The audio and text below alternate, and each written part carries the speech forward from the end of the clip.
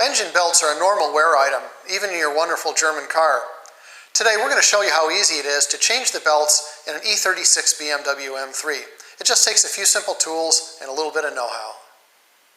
Get access to the driver's side belt. First you want to remove the power steering control. Just loosen up these two nuts, set that aside, and then remove the air box for the air filter, easily done with a screwdriver. Pull that out and set it aside, and then you'll see this air tube that feeds cool air to the alternator.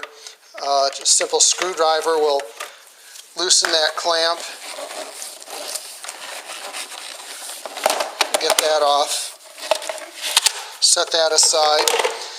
And then pay close attention to the routing of this belt. You'll have a lot of hell and heartache if you don't know what the routing is when you go to put it back on. So make a crude little drawing, study its path, make a crude little drawing, and that'll save yourself a lot of time and trouble when you go to put the new one on. To replace the driver's side belt, you'll first have to remove the passenger side belt. You'll also have to remove the fan first. There's a couple of tools that'll help you get that done. First of all, there's a 32mm wrench, and then there's this special tool here that holds the water pump. It attaches to those bolts down there.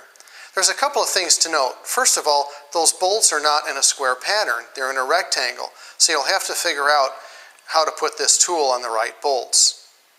The second thing is to play with the orientation of the pump to get the tools in an optimal position. And the third thing to note is that the threads are left-handed, so you actually want to turn to the right to loosen it. Once you loosen it, sometimes it takes the help of a hammer a little bit, but once you loosen it, just simply turn the fan until it comes off and let it safely come to rest in the shroud. Make sure that you don't damage any part of the radiator. The path of the passenger side belt is a lot simpler, so you don't need to make a sketch. Removing it is very simple.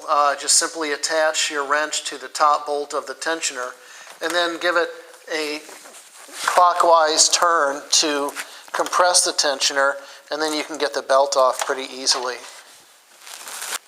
To remove the driver's side belt, put a hex tool in the bolt of the tensioner pulley and then turn it clockwise to compress the tensioner, and then you can take the belt off. To put the driver's side belt in, you refer to the sketch that you made, wind the belt around properly, and then compress the tensioner, put the belt on the rest of the way, and then release. Putting on the passenger side belt is a little bit easier because the route is more simple. When I took the belt off, I used the top bolt of the tensioner to attach my wrench and compress it. When I went to put this belt on and attach to this bolt, when I was cranking down on it, it actually broke. So I've replaced the bolt, and the bolt that holds on the tensioner wheel is heavier duty. Since it's a little bit more stout, I'm going to recommend that you actually use this, although it's less convenient. I'm going to recommend that you attach your hex tool in there to compress the tensioner. So once you've got your tool in there and got the belt most of the way, then you compress and then put the belt on the rest of the way. Then you want to inspect all your belts very carefully. Make sure that everything is aligned properly all the way around. And then here's a bonus. You have to plan for this from the beginning of the job. But before you start, you can actually pull the fuse that runs the fuel pump and let the motor die. Refer to your Bentley manual so you know which fuse that is.